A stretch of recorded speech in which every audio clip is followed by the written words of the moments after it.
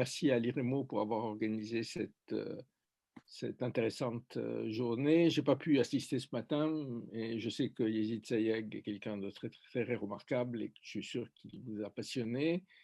Et j'ai écouté l'intervention sur les jeunes des Frères musulmans qui montre la complexité de la mobilisation politique en Égypte. Là, je vais plutôt envisager le problème des alliances du régime de Sisi et les conséquences et les raisons de cette alliance. D'abord, bon, il faut noter, je vais essentiellement parler des pays occidentaux, mais qu'on soit clair, je veux dire, si on prend la politique russe, la politique chinoise à l'égard de Sisi, elle a d'autres motivations, mais elle n'est pas très différente, c'est-à-dire une alliance avec ce régime.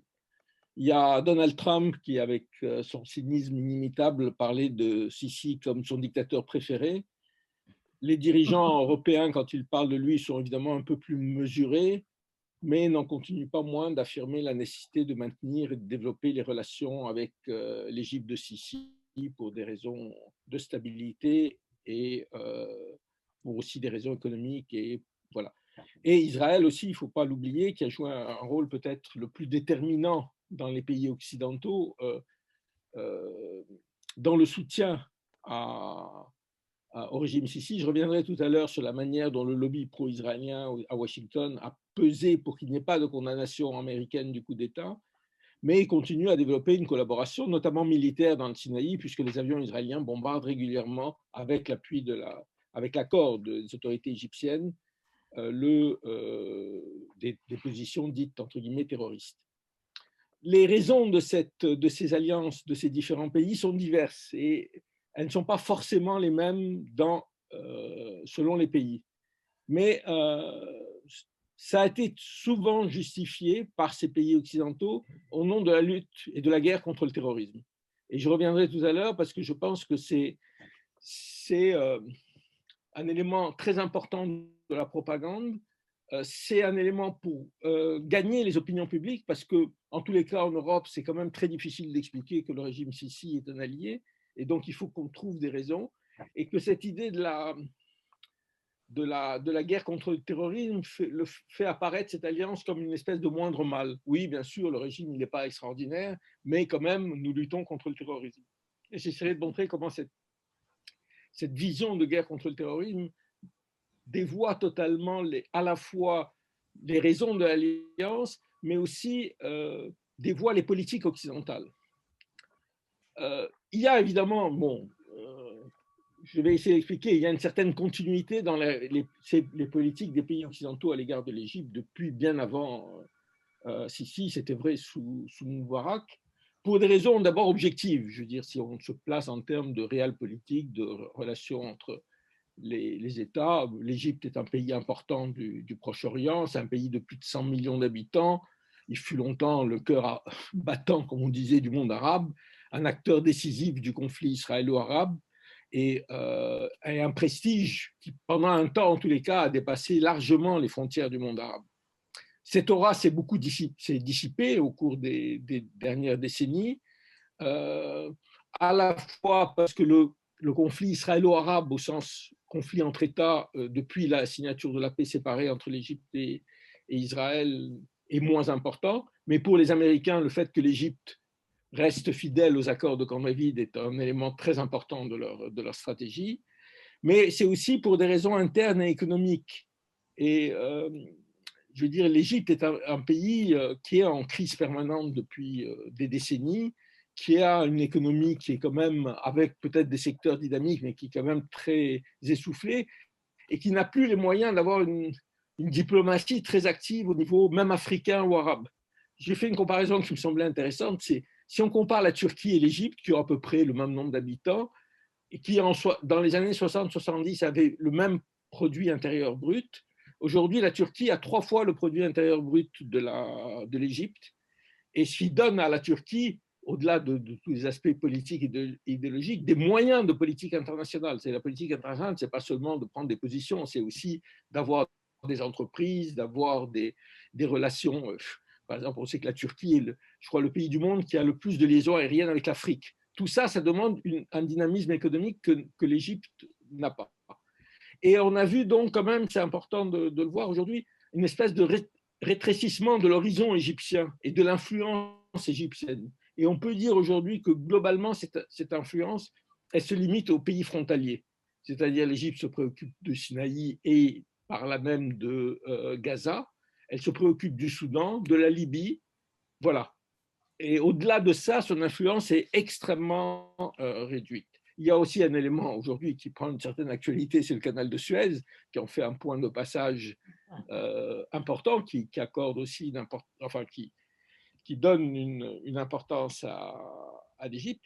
Et puis, il y a, bon, je reviendrai sur la question des migrations et du rôle de ces pays dans la lutte contre l'immigration clandestine. Donc, toutes ces raisons font que, comme on a des relations avec la Chine, avec la Russie, avec d'autres pays, il n'est pas envisageable, et d'ailleurs personne ne demande que l'Occident rompe ses relations avec un pays comme l'Égypte. Mais en même temps, c'est un pays dont peut-être on surestime parfois l'influence et le poids. Le problème, on a un problème avec Sisi, c'est comment justifier un soutien à un régime qui est à l'opposé des principes dont les pays occidentaux se réclament. Et ça, c'est quelque chose, bon, c'est une contradiction permanente, mais qui, avec le régime de Sisi, prend une dimension particulière dans la mesure où, je veux dire, à côté, Moubarak, c'était un démocrate avancé. Hein. Quand on voit le niveau de répression, je crois que jamais l'Égypte n'a connu un tel niveau de répression. Mais pour essayer de comprendre les raisons, si vous voulez, de ce soutien, je veux d'abord affirmer que ça s'inscrit dans une certaine continuité qui dépasse le régime Sisi. Que les politiques des pays occidentaux à l'égard de l'Égypte de Moubarak ont toujours été l'idée qu'il fallait favoriser la stabilité, que bien sûr, ce n'était pas un régime très démocratique, etc., mais que bon, ce n'était pas très important. Et quand on était un peu cynique, comme on l'était parfois dans les chancelleries, on disait, oh, vous savez, les Arabes, ils ne sont pas prêts pour la démocratie, donc il faut faire avec les régimes tels qu'ils sont. C'est d'ailleurs étonnant que, bon, à un moment, la justification de l'alliance avec l'Égypte, c'était la lutte contre l'Union soviétique. C'est quand même il n'y a pas très longtemps, c'est jusque dans les années, jusque dans les années 90-91, l'Égypte on pouvait dire, était un pôle allié dans le combat contre le communisme, contre l'Union soviétique. Mais la disparition de l'Union soviétique n'a pas changé cet appui fait par les pays occidentaux d'abord, au régime Moubarak, mais d'ailleurs en général aux dictatures arabes. Ce qui est intéressant, d'ailleurs, quand on regarde un tout petit peu l'histoire, c'est de se rendre compte que la première vraie pression exercée par un pays occidental sur l'Égypte pour l'amener, entre guillemets, à une ouverture, a été faite par l'administration Bush au lendemain de la guerre d'Irak. C'est au lendemain de la guerre d'Irak, qui est une guerre menée au nom de la démocratie, au nom de la réforme démocratique. Et je veux dire, on a tendance à penser que c'était pure propagande. Je crois que les gens, ce qu'on appelait les néoconservateurs, étaient convaincus que l'aide apportée au régime, aux dictatures sunnites arabes, avait finalement créé Al-Qaïda et qu'il fallait permettre la démocratisation du monde arabe. C'était un des objectifs sur l'Irak. Aujourd'hui, on l'oublie parce que mais c'était un objectif, c'est-à-dire la démocratie, c'était l'idée d'avoir un pays pluriparti avec des élections libres, si possible des relations diplomatiques avec Israël, etc. Donc, en 2004-2005, cette idéologie pousse l'administration à faire pression sur l'Égypte pour qu'elle s'ouvre. Et on va avoir en 2005 les premières élections, la personne qui a parlé avant moi l'a évoqué, pas vraiment libre parce que je veux dire, les médias sont totalement aux mains du pouvoir, etc., mais ouverte où on laisse les frères musulmans se présenter. Il y a trois tours d'élection, c'est un système très complexe. Au bout du deuxième tour, on sait que les frères risquent d'avoir la majorité. Et donc, il y a un retour en arrière brutal, mais en même temps, il se crée quand même un groupe parlementaire de frères tel qu'il n'avait jamais existé en Égypte. C'est aussi la période où les Occidentaux, et pas seulement les Américains, mais même les Européens font pression sur l'autorité palestinienne pour la tenue d'élections. Et puis, on voit la victoire du Hamas qui amène une espèce de retour en arrière. Et le fait que, en gros, dans des élections libres, on sait que c'est les courants de l'islam politique qui vont l'emporter, va très nettement refroidir l'enthousiasme, je dirais, des Occidentaux pour la démocratie. Comme je l'ai dit quelque part, on est d'accord à ce que vous votiez librement, à condition que vous votiez pour nos candidats. Donc, mais cette période marque d'ailleurs quelque chose qui va avoir des conséquences pendant la révolution égyptienne, c'est une ouverture d'un dialogue entre les États-Unis et les frères musulmans égyptiens. Dialogue qui va se maintenir jusqu'en 2011 et au-delà. À la même époque, si vous voulez, la France, elle, est dans une position beaucoup plus dure. C'est refus de tout contact avec l'opposition égyptienne, surtout avec les frères musulmans, et un soutien au régime parce qu'il n'y a pas d'autre changement. C'est la période où, en 2006, donc, le président Chirac va en Égypte et il explique que toute réforme, la démocratie doit venir de l'intérieur, se décliner dans des contextes nationaux et s'introduire au rythme de chacun. On sait très bien qu'est-ce que ça veut dire le rythme de chacun, c'est-à-dire au calendrier grec. Et il rajoute, chacun de nos peuples est fier de son histoire, de son identité. Nul ne peut accepter que l'on prétende lui dicter sa conduite ou son avenir au mépris de ses racines. Là aussi, avec l'idée que les racines des pays musulmans ou des pays arabes, évidemment, ne peuvent pas être des racines démocratiques.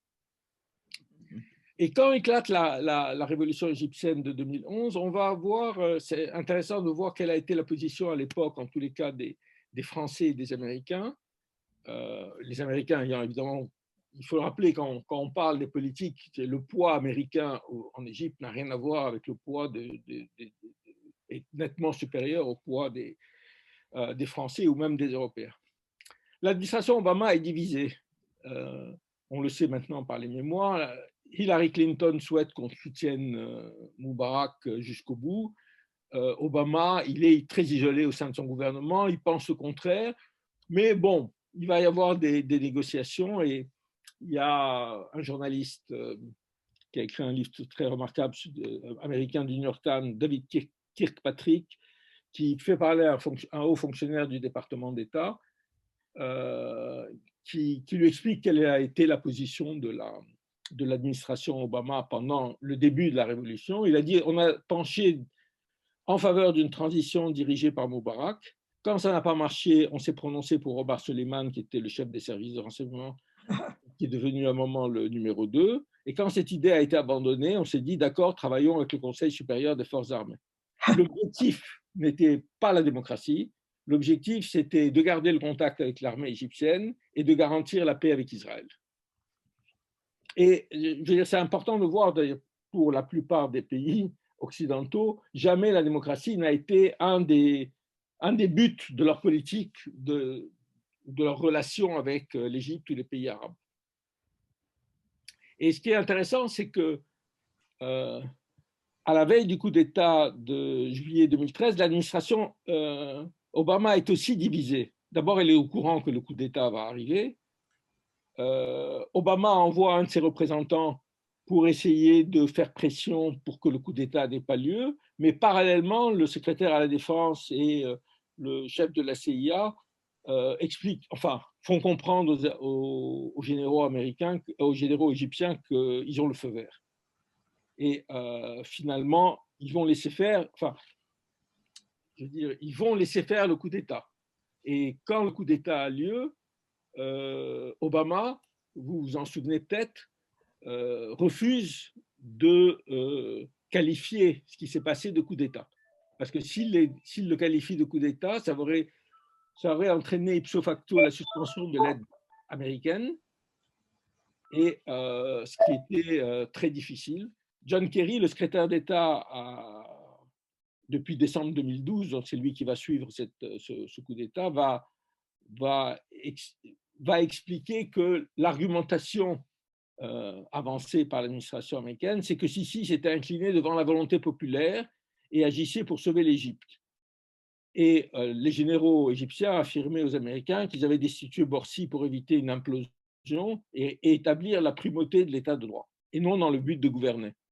Que les Américains aient cru ça me semble assez peu crédible. Mais bon, c'est vrai qu'il y a une période 2013-2014 où le régime Sisi n'est pas celui qu'il est maintenant, c'est-à-dire il y a un certain pluripartisme, il y a encore un certain nombre de libertés qui sont maintenues. Ce qui est important à souligner, je l'ai dit tout à l'heure en parlant du rôle d'Israël, c'est que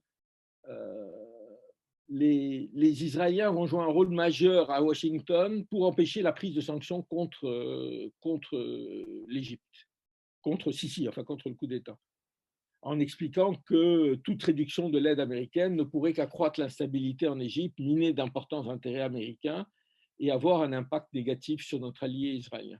Et le CEDA va voter par 86 voix contre 13 après le coup d'État pour la poursuite de l'aide économique et militaire. Quant à la France, sa position a été, bon, comme je l'ai dit, son poids dans les décisions, dans ce qui se passe en Égypte, est quand même nettement plus limité que les Américains.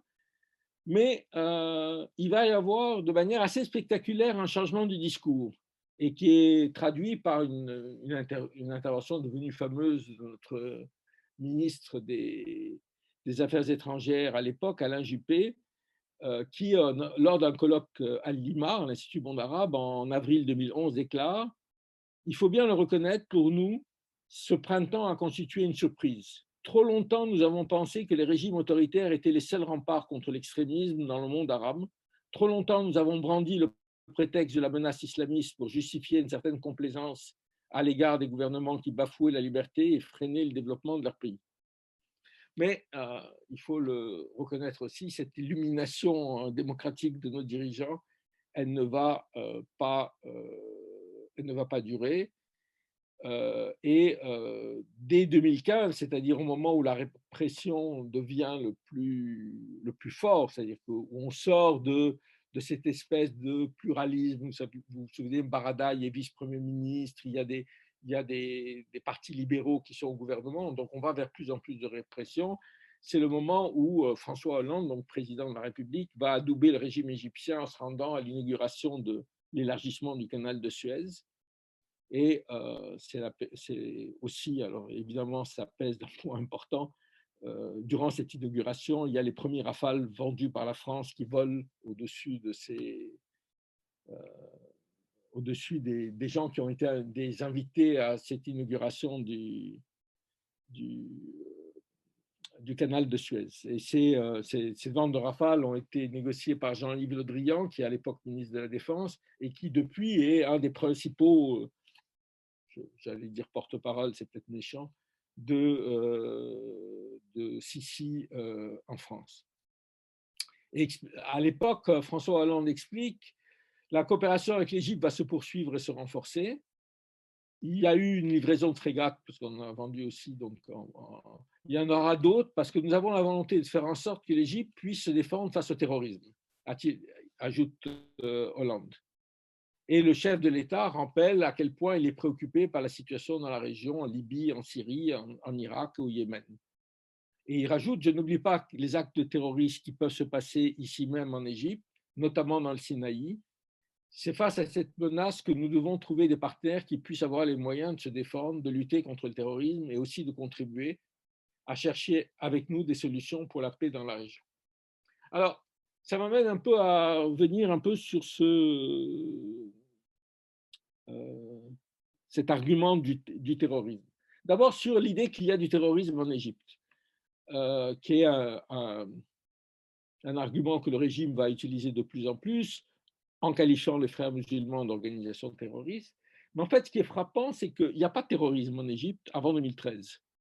C'est-à-dire, il n'y a pas de violence, il n'y a pas d'attentats, il n'y a pas Au contraire, il semble, enfin, tous les témoignages montrent que l'influence des organisations type Al-Qaïda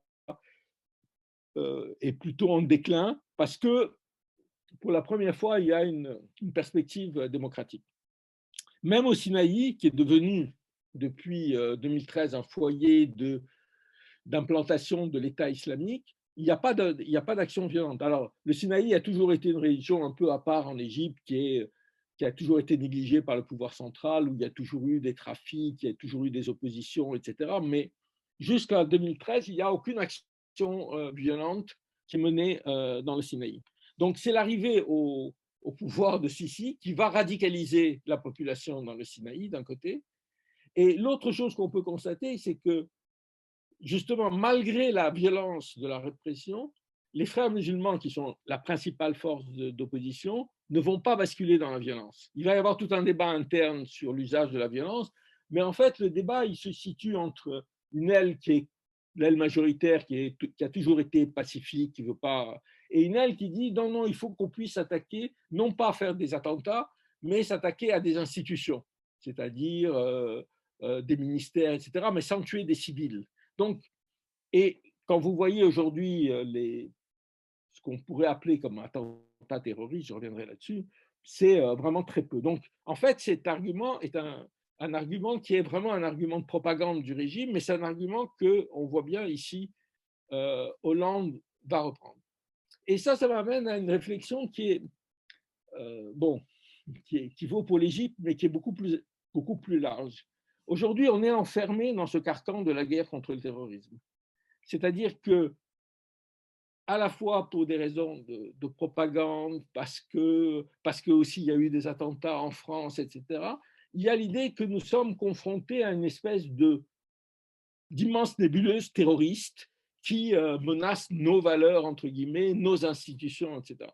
Je veux rappeler quand même que personne n'a jamais pu définir ce qu'était le terrorisme et qu'il n'y a pas d'organisation dont le terrorisme est l'idéologie. C'est-à-dire, aucune organisation se bat en disant nous voulons instaurer le terrorisme.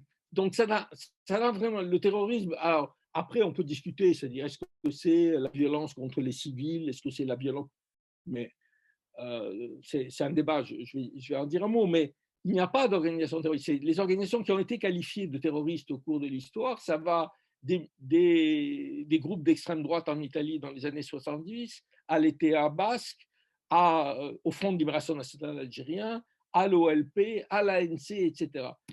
Et donc, mais en même temps, on a créé dans l'opinion l'idée qu'on est confronté à une menace terroriste maintenant terroriste islamiste, mais je voudrais rappeler quand même, ça c'est une chose que peu de gens se souviennent, cette idée de menace terroriste, elle n'est pas nouvelle. Elle s'est imposée dans les années 70 et 80 et elle a été largement diffusée par quelqu'un qui avait organisé un colloque qui s'appelait « Comment l'Occident peut vaincre ?» entre guillemets, la menace terroriste, en 1986. Et cet organisateur, à l'époque, s'appelait Benjamin Netanyahou, et il était le représentant des Nations Unies, d'Israël aux Nations Unies. À l'époque, les terroristes, ce n'étaient pas les islamistes. On était d'ailleurs en train d'aider les moudjahidines afghans, donc ça aurait été un peu difficile, mais c'était les groupes soi-disant alliés aux soviétiques, c'est-à-dire l'ANC, c'est-à-dire l'OLP, etc. Quand l'Union soviétique s'est effondrée, cette idéologie a été reprise, enfin cette idéologie de guerre contre le terrorisme a été reprise largement par les Occidentaux. Et évidemment, après la création d'Al-Qaïda en 2001 et les attentats, enfin pas en 2001, la création d'Al-Qaïda, puis surtout les attentats du 11 septembre, etc., ça a pris une réalité nouvelle, mais une réalité qui ne correspond à rien, c'est-à-dire, mais qui est très dangereuse parce qu'elle met dans le même sac un peu des phénomènes qui n'ont rien à voir. C'est-à-dire qu'on va prendre un attentat en Indonésie, ce qui se passe en Irak, ce qui se passe au Mali, ce qui se passe dans nos lycées, etc., et le mettre sous le couvert de cette menace terroriste. Ça n'a pas grand sens, mais ça a aussi un, un caractère dangereux parce que d'abord, ça fait de cette guerre une espèce de guerre entre le bien et le mal. C'est une guerre qui est pratiquement morale, dans laquelle les autres sont les mauvais et nous, on est les bons. Et comme j'ai dit une fois, c'est-à-dire le Hamas est une organisation terroriste parce que en 2014, ils ont bombardé Israël, ils ont tué trois Israéliens, mais Israël n'est pas un État terroriste, alors que selon leurs propres estimations, ils ont tué entre 800 et 1000 civils israéliens. Donc on voit bien à quel point tout ça peut être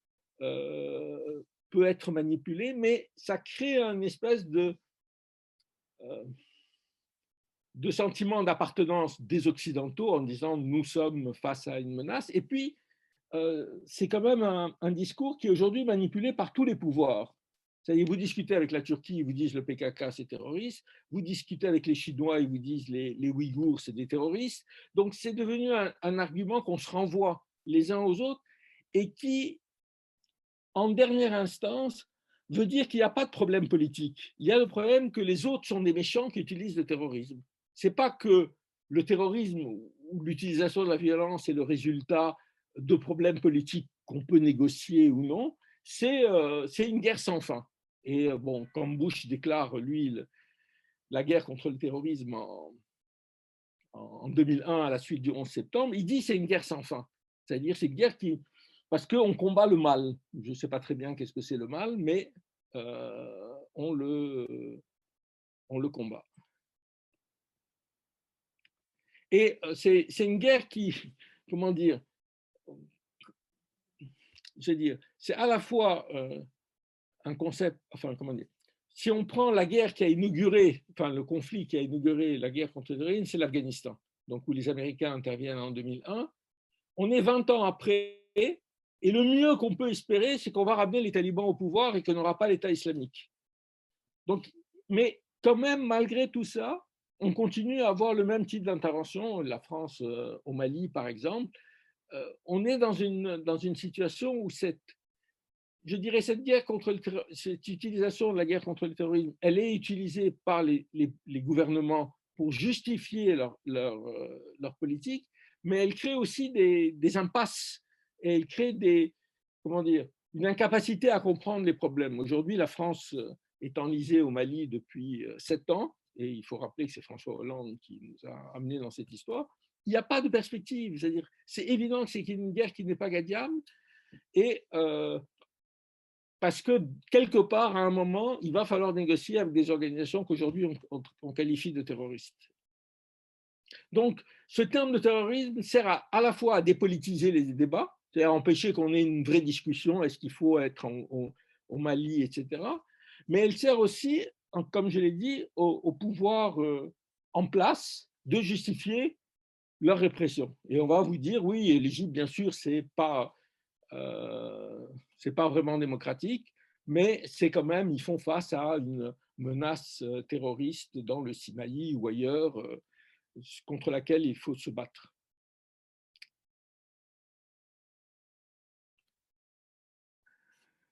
Et aussi, cette vision peut amener, si vous voulez, quand on sort de l'analyse politique et qu'on est dans cette vision idéologique, ça nous entraîne, ou nos alliés, entre guillemets, nous entraînent dans des conflits sans fin ou absurdes. Si on prend une chose dans laquelle, bon, ça c'est les relations entre la France et l'Égypte, la France a reconnu un gouvernement légitime qui existait à Tripoli, mais les Égyptiens reconnaissaient le maréchal Haftar comme la force essentielle. Donc on s'est retrouvé dans une situation où les Égyptiens nous ont entraînés à soutenir Haftar en même temps qu'on soutenait le régime. Et je me souviens d'avoir été en Égypte, je ne sais plus si c'était 2014 ou 2015, où quelqu'un du ministère des Affaires étrangères égyptien m'a dit, mais vous avez une, deux ou trois politiques en Libye. Tellement ça correspondait à rien. C'est même pas qu'il y a une logique là-dedans. Mais parce qu'on est pris par des alliances, on s'intègre. Et cette intervention française, aux côtés des Égyptiens, aux côtés des Émiratis, a favorisé l'intervention turque, que nous dénonçons aujourd'hui, mais si on dénonce les interventions étrangères, y compris russes, il il faut d'abord dénoncer les gens qui sont intervenus les premiers, c'est-à-dire les Égyptiens et les Émiratis, ce qu'on n'a jamais fait parce que ce sont nos alliés. Donc là aussi, cette vision de guerre contre le terrorisme, elle est, à mon avis, absurde. Et alors, ça m'amène à autre chose euh, qui pèse de manière importante, et je veux dire que, bon, ça pose de vraies questions, c'est la question des ventes d'armes. D'abord, bon, je l'ai dit, François Hollande est allé en Égypte en 2015, on leur avait vendu le Rafale et on était fous de joie parce que c'était la première, ça faisait 10 ans qu'on essayait de le vendre partout dans le monde et que ça a été la première vente d'une série de ventes. Donc, à part qu'on peut se demander franchement si c'est le Rafale qui a un rôle majeur dans le conflit du Sinaï. Je souligne à ce propos que le Sinaï, ça fait 7 ans, 8 ans que c'est un conflit où l'Égypte, qui est la principale armée de la région en dehors d'Israël, avec l'aide de l'armée israélienne, est incapable de venir à bout de quelques centaines d'insurgés. Bon. Mais là aussi, le problème, c'est que cette aide militaire à l'Égypte, vente de frégates, etc., qui, bon, à mon avis, sont un gaspillage en termes économiques, en tous les cas pour l'économie de l'Égypte, elle s'est accompagnée aussi, Amnesty a fait, je ne sais plus, c'était à la fin de l'année dernière, un rapport assez détaillé pour montrer que le gouvernement français avait fourni toute une série d'armements qui étaient utilisés pour la répression intérieure.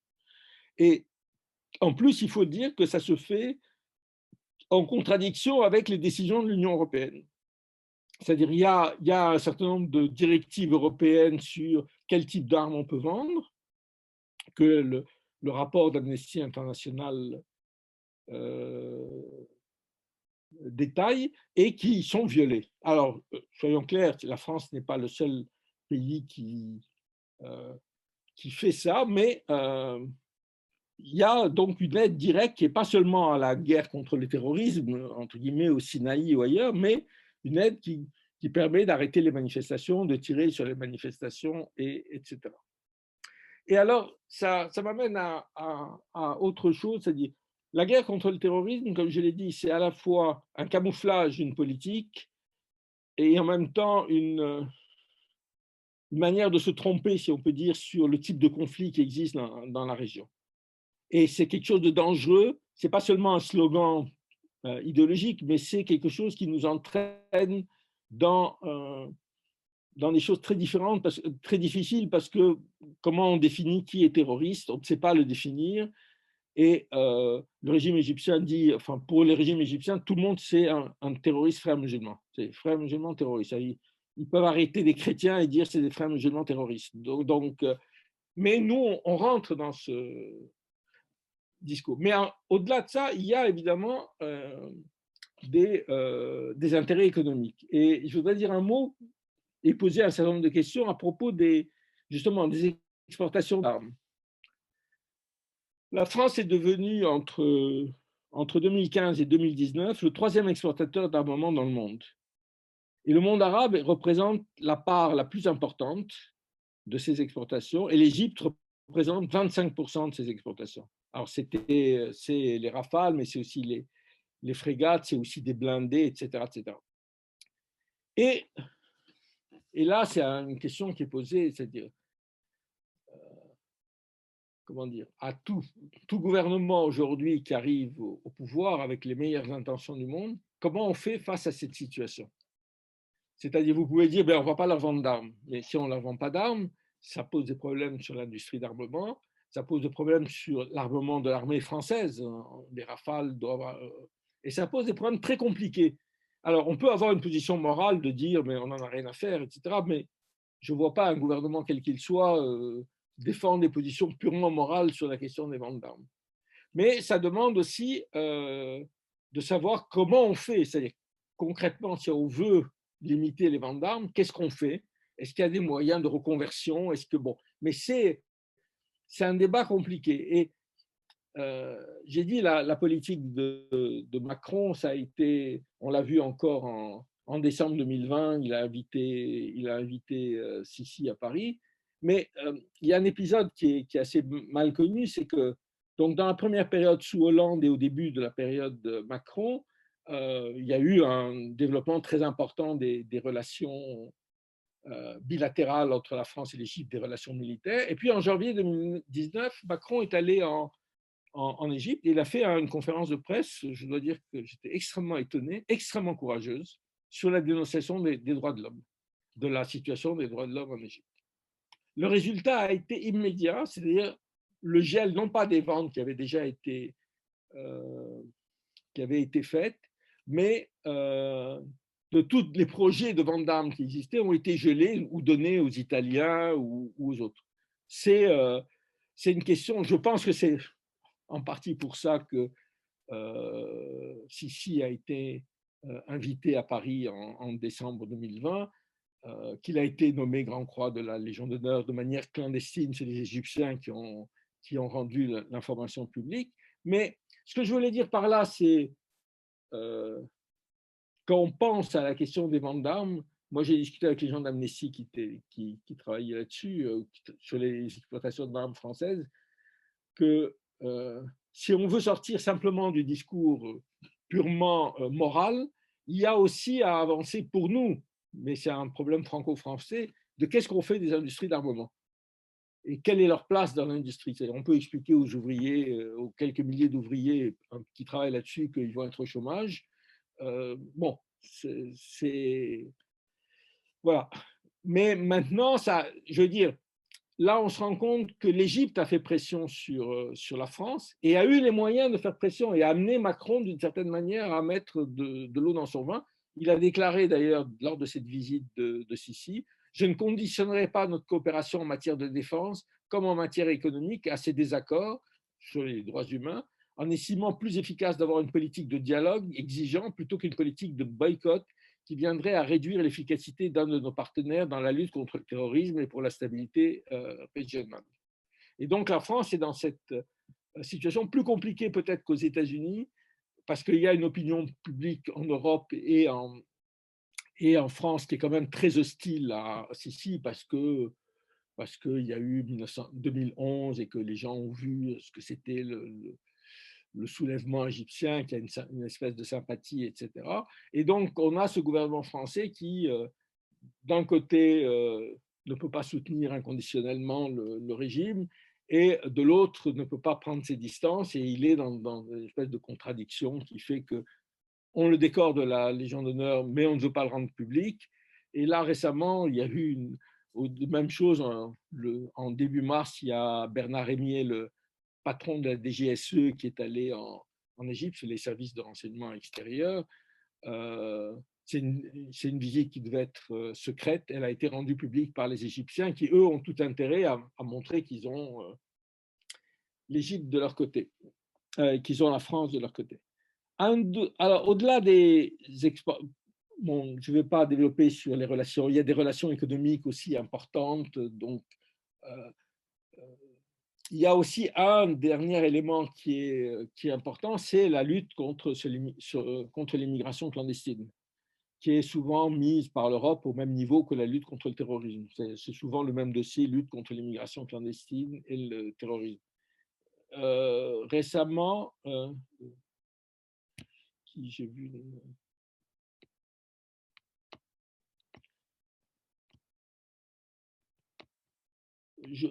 récemment, je ne sais plus quel dirigeant, je ne retrouve pas le. Ah voilà. Euh, la coopération entre l'Union européenne et l'Égypte en termes de lutte contre l'immigration clandestine est importante. L'idée que l'Égypte peut servir de barrage, empêcher les migrants qui viennent de l'Afrique subsaharienne à arriver en France. Et en 2018, le chancelier autrichien Sébastien Kurz, qui était président de l'Union européenne, disait l'Égypte, c'est extraordinaire, c'est le seul pays d'Afrique du Nord qui a réussi depuis 2016 à empêcher tout départ de migrants par voie de mer. Et ça, c'est aussi évidemment un élément qui pèse dans le soutien français et européen à Sisi. Je termine par quelque chose qui qui en tous les cas qui interpelle, c'est qu'effectivement, on a l'impression, quand on parle des relations bilatérales, presque que l'Égypte a plus de moyens de pression sur nous que nous avons sur l'Égypte. Et alors que l'Égypte et l'Union européenne est le principal marché pour l'Égypte, que nous fournissons une aide économique, financière, etc., très importante. Mais comme il n'y a pas de politique européenne, comme il y a des bisbilles entre les pays européens, comme j'ai dit, si la France ne vend pas des armes, c'est les Italiens qui vendent, etc. Et qu'il n'y a pas que l'Union européenne, on l'a montré dans un article de Baudouin-Loss qui a fait une enquête pour Orient 21 sur la politique de l'Union européenne, une complaisance totale de l'Union européenne par rapport à l'Égypte. Il n'y a pas non plus moyen, enfin il n'y a pas moyen. Les pressions sur le régime égyptien sont très difficiles à, à exercer de manière efficace. De ce point de vue, encore une fois, les États-Unis, quand ils veulent exercer des pressions, ils ont beaucoup plus de moyens. Bon, d'abord parce qu'ils sont beaucoup plus implantés en Égypte, parce que l'armée égyptienne dépend largement d'eux, etc. Mais on n'a pas les mêmes possibilités. Voilà, je voudrais en conclusion simplement dire que, bon, que c'est l'argument de la guerre contre les terrorismes et de la nécessaire stabilité de l'Égypte qui fonde les relations entre les pays de l'Union européenne et l'Égypte et qui rendent très difficile des pressions efficaces. Et elles empêchent aussi la réflexion sur quel type de pression, parce que évidemment, je veux dire, personne ne demande la rupture des relations, même économiques, avec l'Égypte. Mais quel type de pression peuvent être efficaces et comment faire pression ensemble pour que ça aboutisse à une amélioration de la situation en Égypte.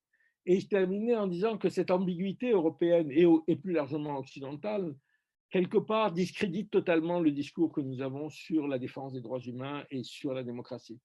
Et qui donne, au contraire, dans ces pays du monde arabe et en Égypte, des arguments plus extrémistes, que ce soit des islamistes radicaux ou d'autres, pour dire les discours occidentaux sur les droits humains, c'est de la propagande, ça n'a aucune signification et ce n'est pas la peine de les écouter. Et ça discrédite, si vous voulez, les idéaux dont nous nous réclamons et je trouve que c'est dommage. Et je vous remercie. Merci beaucoup, Alain. Merci infiniment. J'incite tout le monde à lire les articles qui, sur ces sujets-là, se trouvent sur Orient 21, si vous ne l'avez pas déjà fait, qui sont d'une extrême précision et richesse, qui permettent de suivre sur la durée ces dossiers, ça a aussi l'intérêt. Voilà, donc questions-réponses, nous avons un certain temps pour pouvoir échanger avec Alain Grèche. Il y a déjà une question de Jade 007.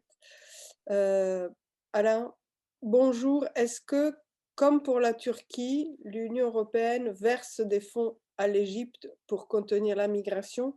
Tu as évoqué le sujet, peut-être on peut aller plus loin ou bien? Oui, elle verse, je crois, pratiquement tous enfin, au Maroc aussi, à la Tunisie, je ne pense pas à l'Algérie parce que l'Algérie n'accepterait pas, mais des fonds, mais ça n'a pas du tout, comment dire, ça n'a pas du tout l'ampleur de l'accord avec la Turquie.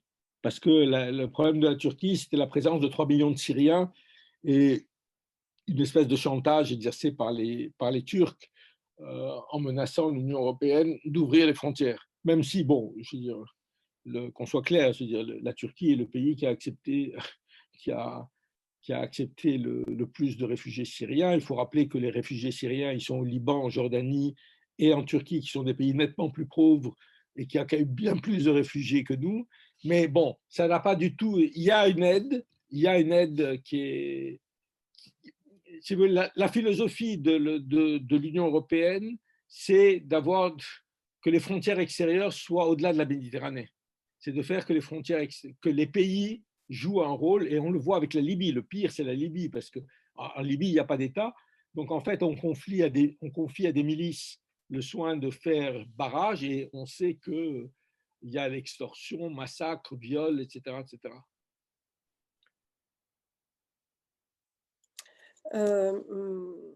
Alors, est-ce que Alors, sur Sissi et l'actualité de la Palestine et de Palestine et à Gaza, Gaza? Mmh. euh, comme j'ai dit, le seul, enfin, en dehors de la Libye et de Soudan, le seul domaine sur lequel l'Égypte joue un rôle important, c'est Gaza, et donc la question palestinienne et de l'unité palestinienne. Et ils jouent un rôle relativement important dans les négociations entre le Fatah et le Hamas pour arriver à une réconciliation. Et vous savez, il y a des élections qui sont prévues pour, je ne sais plus, avril ou mai, je crois, et puis ensuite, enfin, présidentielle et législative, et qui nécessite un accord Hamas et Hamas-Fatah. Donc, l'Égypte joue un rôle important à Gaza, qui est fait un rôle qui est à la fois de pression sur le Hamas, qui est quand même considéré comme une organisation, c'est quand même issu de la matrice et un peu plus, c'est des frères musulmans, mais en même temps avec lesquels les services, parce que c'est les services de renseignement qui s'occupent essentiellement de ça, c'est pas la diplomatie égyptienne, les services essayent de négocier, mais si vous voulez, ça, comment dire, ça, c'est une situation qui est de maintien du statu quo, c'est-à-dire de faire qu'il n'y ait pas une explosion à Gaza, de faire qu'il n'y ait pas des affrontements entre Gaza et l'armée israélienne, etc. Mais ça a peu de poids aujourd'hui sur la politique israélienne. Ça a d'autant moins de poids sur la politique israélienne qu'en fait la coopération, comme je l'ai dit, entre l'Égypte et Israël est extrêmement importante. Elle est importante dans le Sinaï, où l'Égypte n'arrive pas à venir à bout de l'insurrection. Elle est importante politiquement. Donc, il y a d'excellentes relations. Donc, même si l'Égypte, au niveau du discours, reste avec l'idée qu'il faut deux États, mais l'Égypte a approuvé l'établissement de relations entre les Émirats, le Maroc, Bahreïn et Israël. Alors, sur le pessimisme, vous savez, une des choses qui est difficile à accepter, et c'est vrai dans toutes les situations où il y a des révolutions qui sont vaincues à un moment donné, que ça prend du temps à que, comment dire, redresser la situation prend du temps. Je veux dire, ça va, vous savez, des républicains espagnols qui venaient en France en 1939, convaincus que dans les 2 années, on allait renverser Franco, aux démocrates chiliens qui avaient quitté le coup d'État, etc. Il faudra du temps. Il faudra du temps parce que, d'abord parce que les défaites, les gens, c'est-à-dire, les défaites ont un impact sur les gens, c'est-à-dire, bon, on a vu un peu, elle a décrit il y a une espèce de fatigue, il y a des suicides dans toutes ces générations qui ont participé à la révolution parce qu'il n'y a pas de vraie euh, perspective. Donc, et puis, il faut une reconstitution des forces politiques. Et en Égypte, à part les frères musulmans, les forces politiques sont relativement faibles. Et les frères musulmans eux-mêmes sont sortis, alors je ne crois pas qu'elle a abordé le thème, ils sont sortis très divisés de l'échec de l'expérience Morsi, mais pour l'instant, il n'y a pas eu une vraie autocritique, je dirais, des frères de leur stratégie. Donc on ne sait pas du tout vers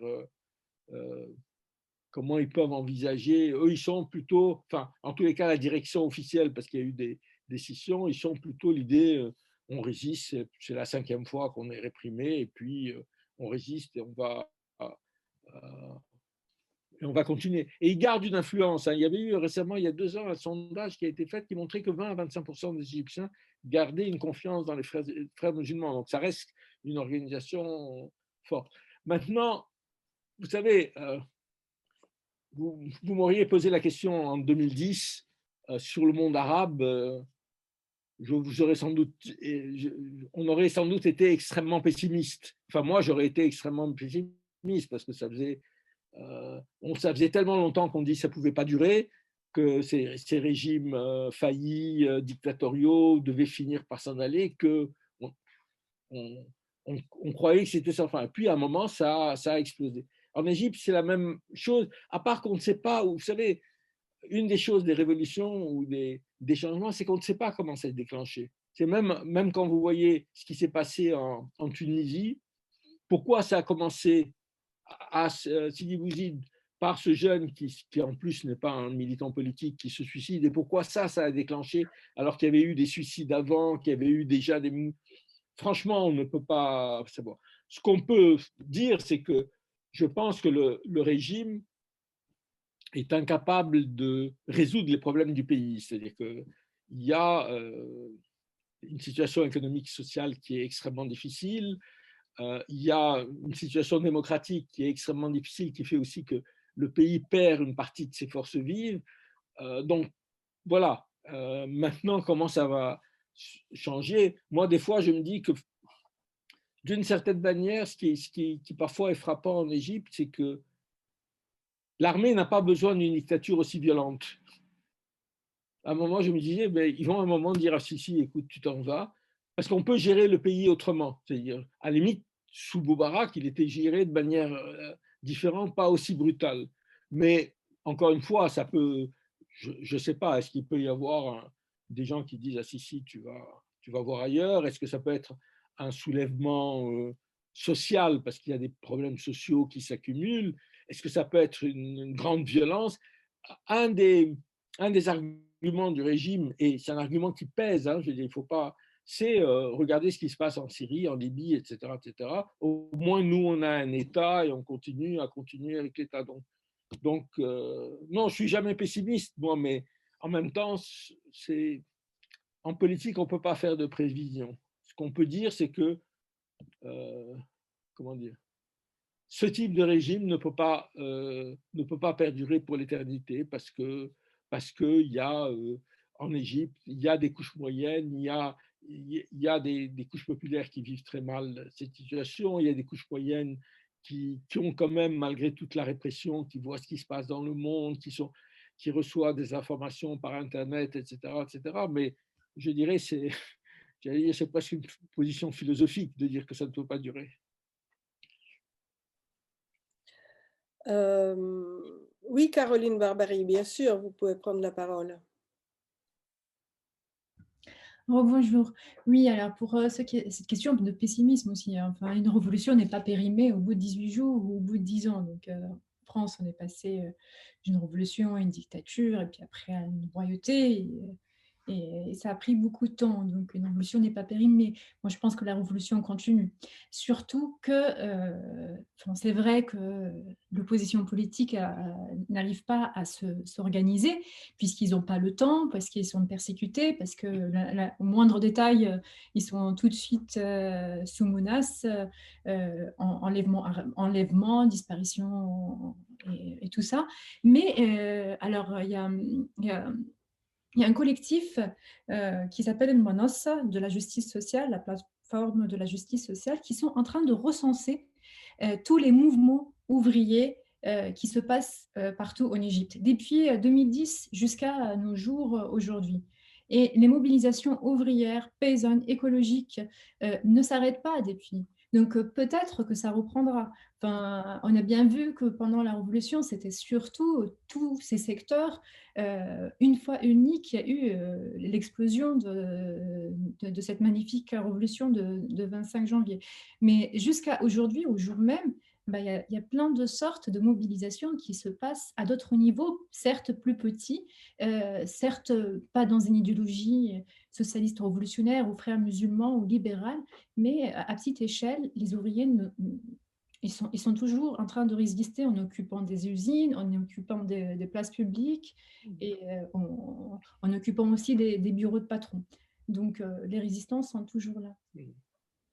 Oui, il y a aussi une forme de résistance qui est très importante, qui est celle concernant le logement. c'est-à-dire les tentatives de déraciner les gens de leur logement pour construire des centres, enfin pour construire des trucs résidentiels, etc. Là, il y a des choses qui sont permanentes. La question, c'est à quel moment ça peut déboucher, parce que ça existait avant 2011, et 2011 a été préparé, vous l'avez expliqué, par aussi des mouvements, nombre de mouvements avant.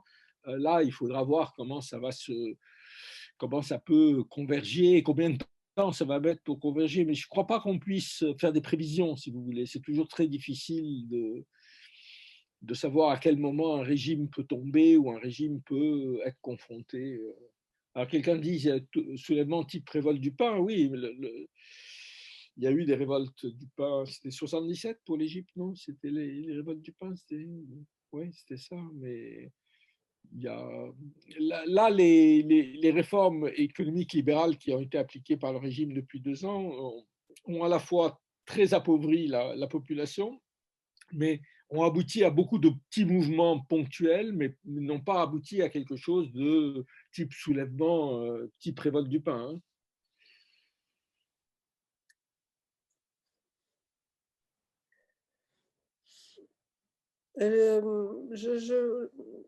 Alain, je voudrais te poser une question, parce qu'il est déjà difficile de comprendre, disons, le soutien français au gouvernement égyptien, parce qu'on a du mal à comprendre, à part le discours qui est pure propagande sur le terrorisme, l'intérêt stratégique de l'Égypte pour la France. Et ça, parce que je sais qu'il y a un réalisme dans les relations internationales qui fait que quand il y a un enjeu majeur, on passe outre aux valeurs et tout ça. Mais par rapport à l'Égypte, j'ai un peu du mal à comprendre.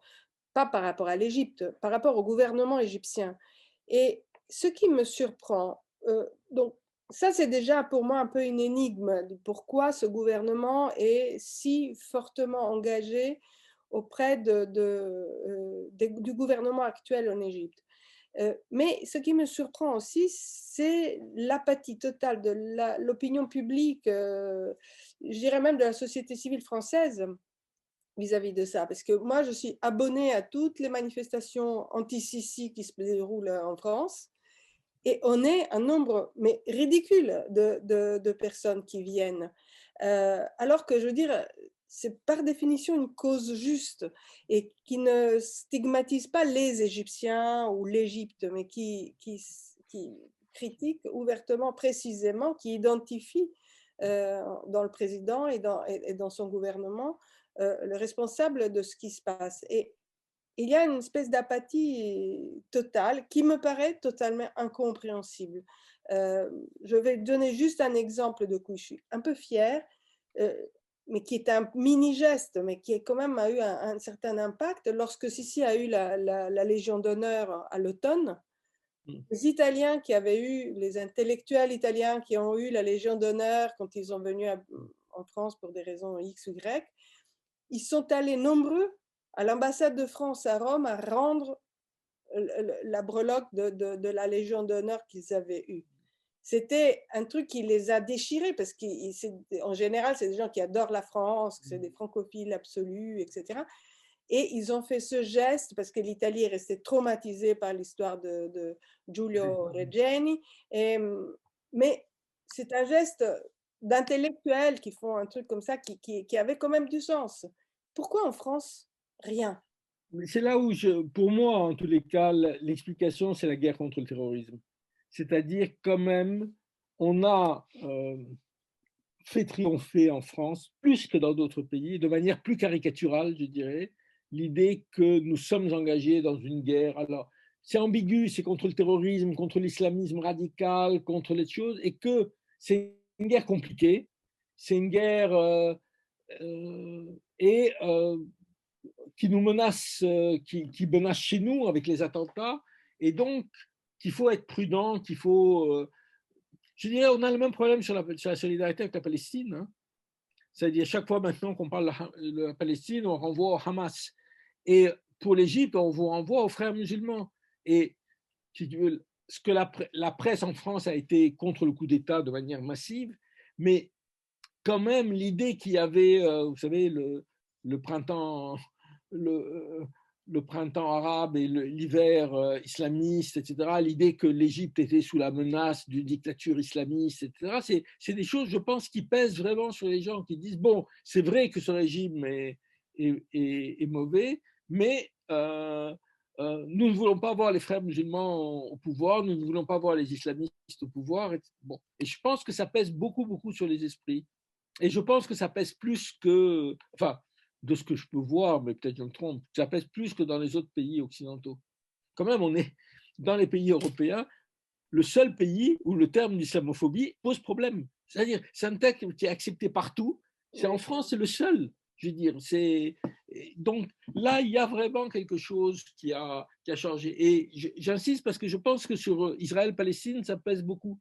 Les gens disent, si le terrorisme, au sens occidental, est notre ennemi, Israël est notre allié, parce que Hamas est une organisation terroriste. C'est nous qui avons décrété. L'Union européenne a mis Hamas sur la liste des organisations terroristes. Donc, bon, après on va te dire, il faut justifier.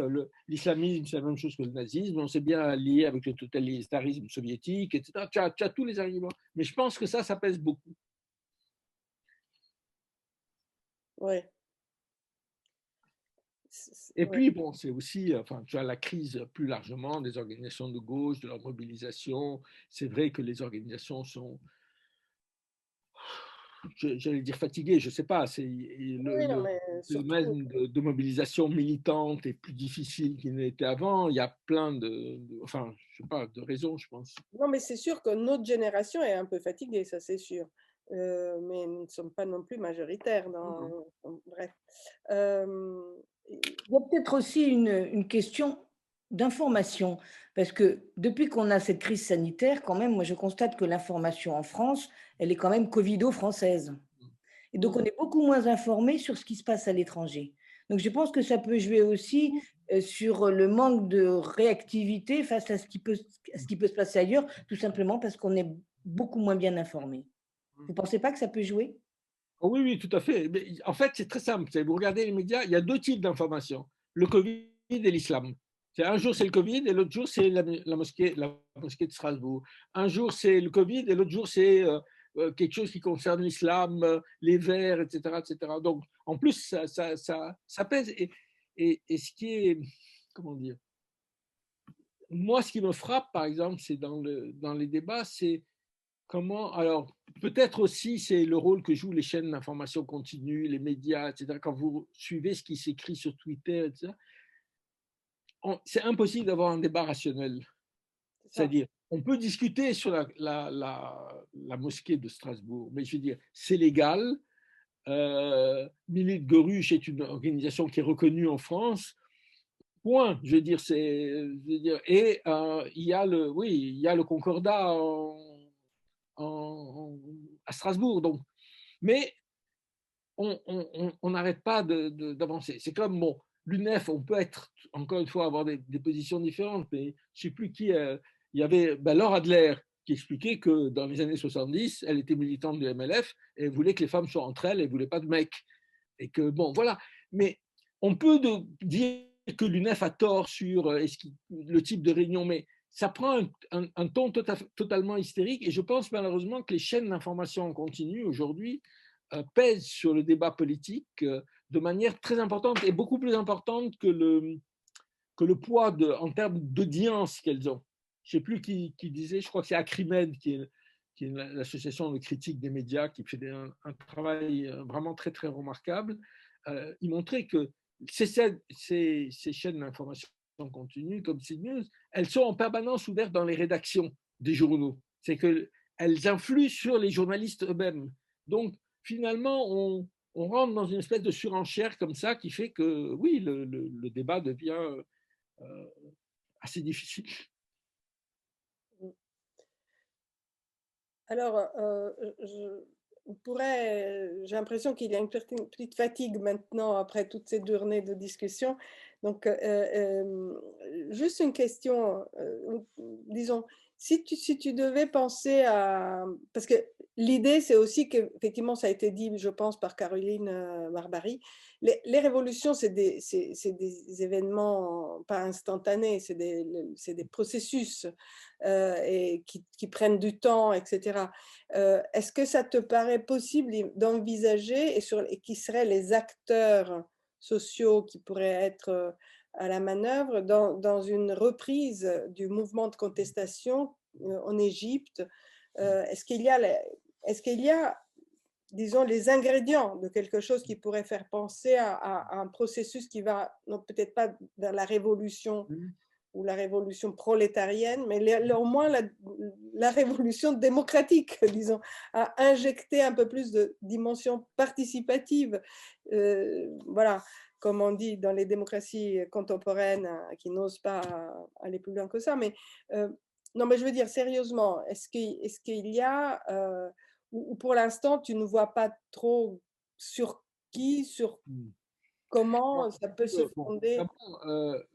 Bon, en 2019, on a assisté quand même au Liban, en Algérie, au Soudan, à des mouvements. Le Soudan est le seul qui a abouti à quelque chose, mais l'Algérie, ça continue. Bon, le Liban, donc, je veux dire, encore une fois, personne ne s'attendait. Et je sais pas, il y a l'Irak aussi qui est important. On a moins d'informations sur l'Irak parce qu'il y a moins de relations, qu'il y a peu de journalistes sur place, etc. Mais il y a quand même des choses en profondeur qui se passent. Un des problèmes, c'est là où il n'y a plus d'État, c'est-à-dire je pense à la Syrie, à la Libye, au Yémen. Moi, je pense que la priorité, c'est d'essayer de reconstruire l'État. Parce que s'il n'y a pas d'État, tu peux pas avancer. L'avantage de l'Égypte, c'est qu'il y a encore un État, bon, même s'il est affaibli, et que donc il y a quand même un cadre stable. Il y a si tu veux, pour moi, il y a une espèce de course de vitesse. C'est-à-dire, l'Égypte est un pays qui est en train de vivre des bouleversements, notamment démographiques. Il y a 2 millions de naissances par an. Je crois que c'est ça le chiffre. C'est inimaginable. Aucun pays au monde ne pourrait accueillir autant je ne parle pas de la Chine, hein, mais l'Égypte va dépasser les 100 millions d'habitants. Quand j'ai quitté l'Égypte, je crois qu'il y en avait 20 millions. On est dans des choses où l'accumulation des problèmes sociaux peut aboutir à, non pas, oui, à une implosion de l'État. Et ça, c'est vraiment inquiétant. C'est-à-dire qu'un État qui est incapable de répondre et où on a des mouvements, comment dire, des mouvements on a parlé de révolte du pain, qui sont des. Quelqu'un m'avait dit en Égypte, il a dit si ça ne marche pas cette fois-ci, la prochaine révolution, ça sera la violence sociale. Mais pas au sens politique, au sens les gens vont détruire comme on faisait en Égypte dans les années 50 où on brûlait les magasins, on brûlait les trucs, les symboles de la richesse, etc. Donc il y a ça d'un côté, et puis de l'autre, bon, il y a effectivement ce dont on a parlé tout à l'heure, c'est-à-dire les mouvements qui s'organisent, quand même une nouvelle génération qui arrive, qui a du mal parce qu'il y a une répression qui n'a jamais existé en Égypte sous cette forme, même, je crois, même sous Nasser, ça n'avait rien à voir, etc. Donc, il y a ça qui doit nous amener à une certaine forme d'optimisme. Eh bien, ça c'est très bien. Sache que fin mai, notre avant-dernière séance de cette université populaire portera sur les révolutions qui continuent, c'est-à-dire l'Algérie, l'Irak et le Liban. Donc on essaiera de comprendre qu'est-ce qui a fait que ces révolutions... Et le Soudan, non? Vous ne faites pas le Soudan? C'est vrai que le Soudan, non, tu as raison, et plus c'est un des plus intéressants, c'est probablement le plus intéressant phénomène. Mais on parlera de ça, oui, oui, absolument. Est-ce que vous avez d'autres questions?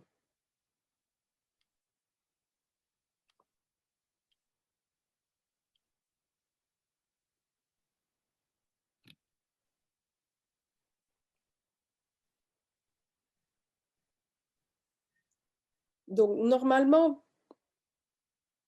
nous n'avons pas évoqué la question copte. En effet, Alain, il faut peut-être dire quelques mots là-dessus. Ouais. Alors, enfin, comment dire, bon, il y a une situation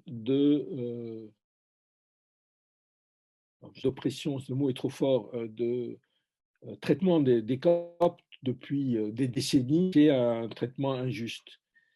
Et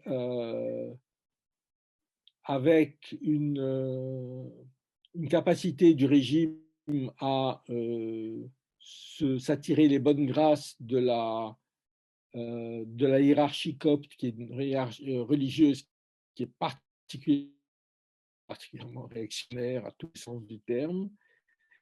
Une des choses importantes de la Révolution, c'était l'émergence de mouvements parmi les jeunes coptes, je veux dire, qui soutenaient, qui ont soutenu le mouvement, qui ont participé, qui ont joué un rôle important. Et là, on a un jeu très, comment dire, très peu clair du régime. D'un côté, le régime se présente comme les protecteurs, notamment de la minorité copte, notamment à l'égard des Occidentaux, en disant c'est nous qui les protégeons, etc. Mais en même temps, les lois qu'on devait changer sur la construction des églises restent très très mal appliquées. Et localement, les autorités ne jouent pas le rôle, le jeu de l'égalité, quoi. Et l'autre aspect, c'est que les frères, prenant prétexte du soutien notamment de la hiérarchie copte au coup d'État de 2013, ont un discours sur les coptes qui est un discours discriminatoire, même si de temps en temps ils disent on a mis des coptes sur nos listes électorales, nos listes de candidats. Mais ça m'amène à une chose qui moi, m'a surpris en 2000, enfin pas m'a surpris, mais en 2011-2013, la libération de la parole a eu des effets divers. D'abord, on a vu essentiellement la libération de la parole salafiste, c'est-à-dire la libération d'une parole qui était discriminatoire à l'égard des femmes ou à l'égard des coptes, etc., etc. Et je me souviens une fois, au moment de la Pâque copte, je ne sais pas quel cher salafiste avait dit il ne faut pas souhaiter la bonne fête à ses voisins coptes, etc. Et quelqu'un m'a dit, mais tu sais, bon, alors évidemment, on est choqués, nous, quand on entend ce type, mais quelqu'un m'a dit, mais tu sais, ce qui est nouveau, c'est pas que ce discours existe, il existait de manière souterraine. Maintenant, il est public, et maintenant, il y a des gens qui l'attaquent publiquement. Et là, c'est aussi la question de qu'est-ce qu'on pense de la démocratie. Moi, je pense réellement que la manière de combattre ces dérives sectaires, c'est effectivement le débat. Et je dirais la même chose, on a parlé des frères musulmans. Moi, j'ai toujours été pour dire, avant 2011, pour dire il faut que les frères soient au gouvernement. Il faut qu'ils participent au gouvernement parce que c'est la seule manière dont on va régler la question des frères, parce qu'ils sont incapables de. Ils n'ont pas de programme. On l'a vu en Égypte, ils ont été d'une incapacité. Alors, ils ont eu contre eux tout le monde, mais ils ont été incapables de mettre en œuvre. C'est facile de dire l'islam et la constitution, le Coran est notre constitution, quand il faut diriger les problèmes d'approvisionnement, de travail, etc., on ne peut pas le faire. Mais la, comment dire, la démocratie est un moyen de discuter des problèmes, de permettre les évolutions. Le fait de maintenir une espèce de chape de plomb fait que aujourd'hui, on peut avoir un développement, et je pense qu'on a en Égypte du salafisme, qui n'est pas politique d'ailleurs, qui a soutenu Sisi contre les frères musulmans, etc., mais qui a en plus un discours anti-copte, anti-femme, etc., etc. Donc, la vraie question là-dedans, c'est l'avenir pour les coptes, c'est effectivement aussi la démocratie pour l'Égypte. Mais ce n'est pas facile parce qu'en même temps, il y a des tendances, on l'a vu dans d'autres circonstances, en Irak, etc. Dès qu'il y a une situation d'instabilité, les minorités se sentent menacées et s'en vont. Et alors bon, en Irak, c'était particulièrement violent. En Égypte, il n'y a pas eu la même chose. Donc, il n'y a pas eu, je crois, des migrations nouvelles, massives des Coptes. Mais c'est effectivement un risque.